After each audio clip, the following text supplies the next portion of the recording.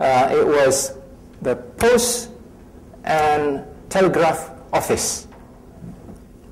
Okay? Ham population, back in the 20s, I think it was less. It was more or less 50 people. 70s, not even 100. By 1978, I think there were only about 250 ham radio registered.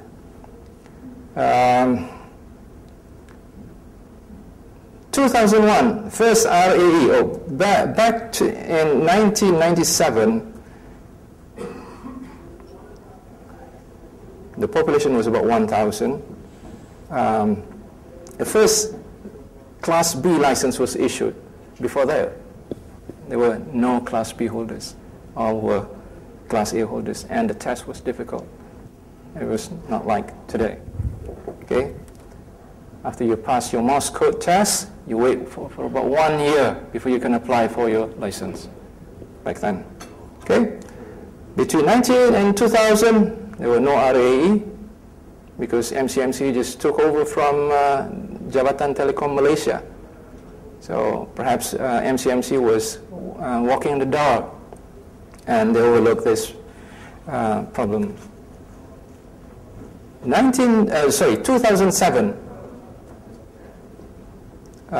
2001, first RAE under MCMC held at Putra World Trade Center. After that, RAE was held twice a year, and in 2007 we've got about 5,000 license holders, and today we've got about 6,000, maybe 6,500 today, license holders.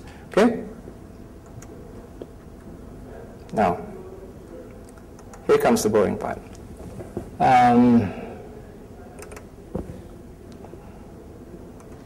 I've got about 7 minutes left. Localized amateur radio slang.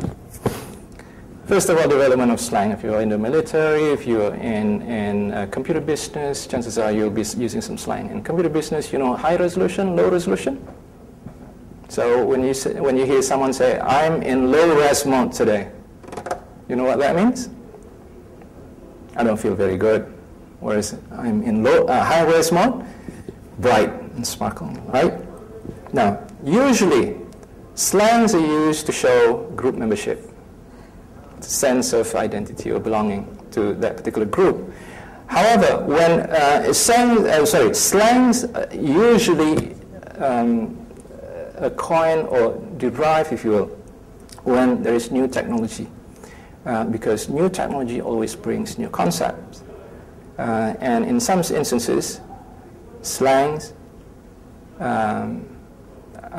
is the result of language problem, which I'm going to demonstrate. Now, sources of ham jargon. First, operating procedure. So, for example, M0GJE, 9M2SQL. These are call signs. But to people who are not familiar with amateur radio, they don't know what we're talking about. If they hear Mike 0, Golf, Juliet, Echo, Nana, Mike 2, Sierra, Quebec, Lima, they don't know what we're talking about. Example like, what's your call again? So that's a slang. Call, meaning call sign.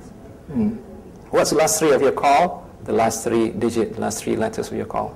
What's your operating condition? When I was still new in amateur radio, I was asked this question. And I said, it's very calm here. I don't see all the stars, shining. It's very calm here. It's 12 a.m. Language problem, right? Next, Q codes and Morse. Example, QST, QSY, QRO. QST means attention. QSY, change to frequency. QRO, increased power. QSB meaning your signal is fading. QRT, I'm going to stop transmitting. Example of Morse code. YL, young lady. XYL, no longer young lady, meaning married. 7-3, best wishes. 8-8, hugs and kisses. Good. Now, example of phonetic alphabet: Alpha, Bravo, Charlie, Delta, Echo, Hotel, Kilo, and so on. Example of kit and software: Bionic Tracker, iGate, Repeater. Example of from antenna: 5-8, half wave, quarter wave, G5, RV, and so on. Example of from electronics, RF harmonics, brand names. These are localized lines. QTHR, QTH base, Oscar Tango Mike, Tango Tango, Salam Contact Perdana, so on. Berpase, hashi, audio check. Audio ada hashi sikit, okay? Now, where did this slang come from? QTH, that's a standard amateur radio slang. Anywhere in the world you go, you say QTH, they understand it means location. But here, QTHR, R stands for Rumah. Rumah in English is house. So QTHR, that means where's the location of your house? Or QTH base, okay? QSY moved to what frequency or moved to what band? QSY to Kilo Lima. Kilo Lima from KL or Kuala Lumpur. Okay, so if you go to America and you talk to another ham, you say, I'm going to QSY to Kilo Lima in the next 48 hours. They don't know what the hell you're talking about. Okay, next, fundamental and harmonics are usually used to frequency or unwanted frequencies. But fundamental here is used to mean mom and dad. Sorry, this is not supposed to be fundamental, it's supposed to be harmonics. Harmonics to refer to children. Okay? Transmit is another local slang. A transmit is the word used in amateur radio service all over the world. Here, we don't have the equivalent of transmit, unfortunately, in Bahasa Melayu or in Malay. The closest is menembak, to shoot. So saya menembak ke repeater. So I'm shooting at the repeater with 5 whiskey. Chances are, if you say something like this, someone would respond with, oh boy, you're going to destroy that repeater. Okay? Sayap, wing, especially if you just passed your license, then he just got his Class A license. Dia dah dapat sayap lebar, for example. If you work on different frequencies, terbang. Dia dah boleh terbang jauh. He can now work on different frequencies or different bands. Okay? Standard amateur radio slang, receive you 5 and 9. Local amateurs would say something like this. Well, not all, some do. Terimain anda 59. Okay, terimain is actually a colloquial Indonesian. It's from Bahasa Gaul. Okay, it's not even standard Bahasa Indonesia.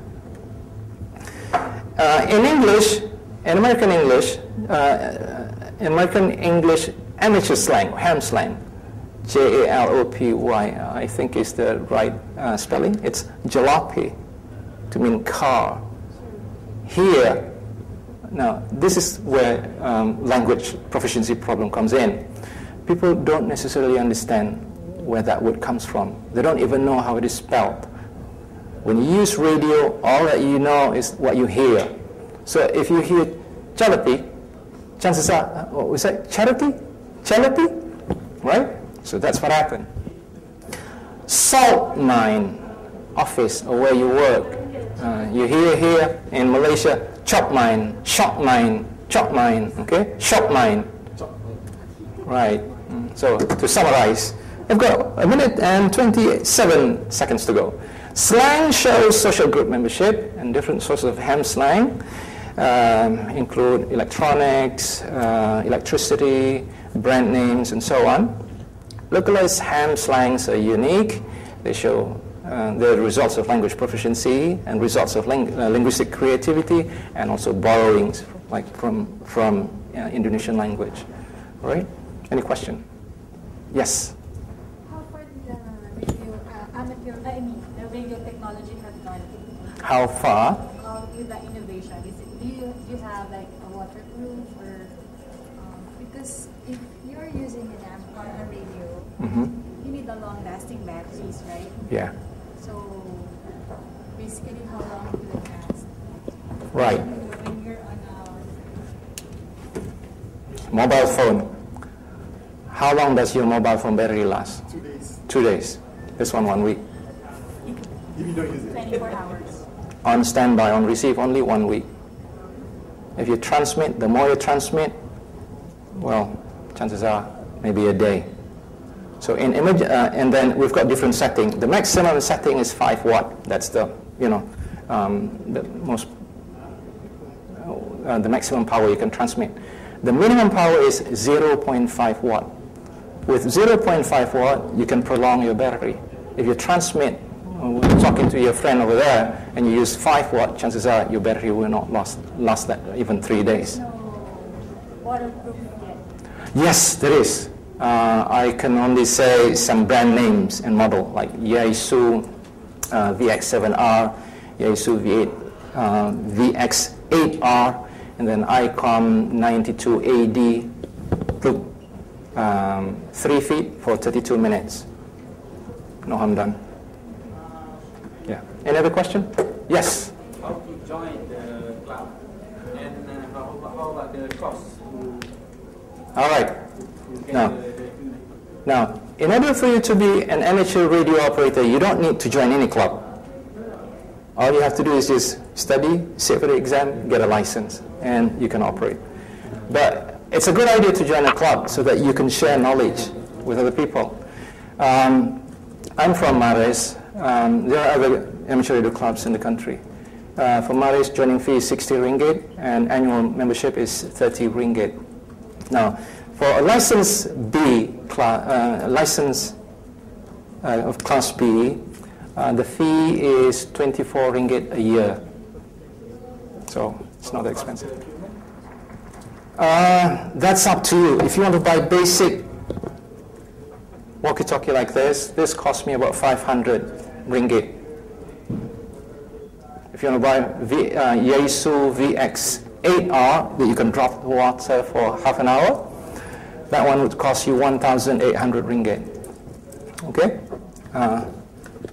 Now, I'm going to show you how you can use radio to link the internet. Just in case a network breaks down and you need to hack into some computer somewhere, and then all you've got is just, let me see. All you've got is just your radio and some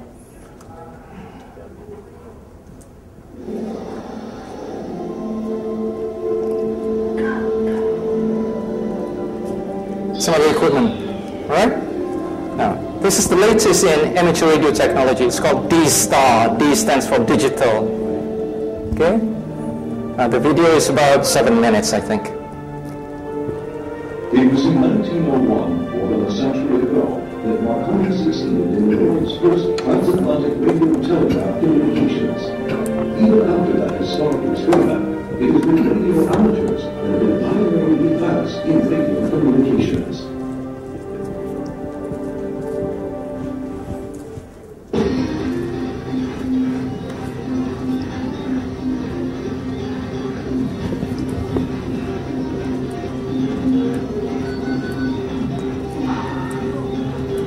Now, amateur radio is evolving into the digital communication era.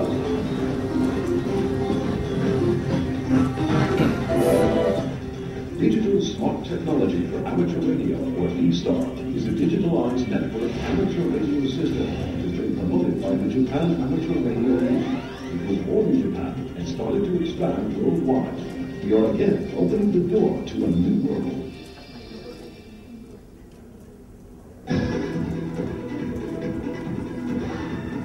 Let us introduce the D-Star system to you.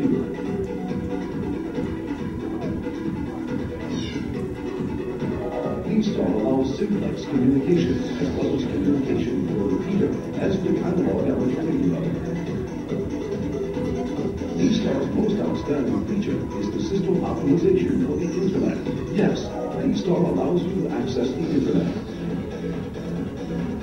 When a transmission from a terminal radio reaches a D-Star repeater, it will be relayed to a specified destination repeater in gateways according to the setting of the radio terminal. This station could be the next neighborhood, the next city, or even a different country. Since D-Star uses the internet, constant and stable communication is almost possible, regardless of the distance between you and the other radio station. Such gateway relay D-Star repeaters are already deployed in many countries, and the D-Star network is growing rapidly.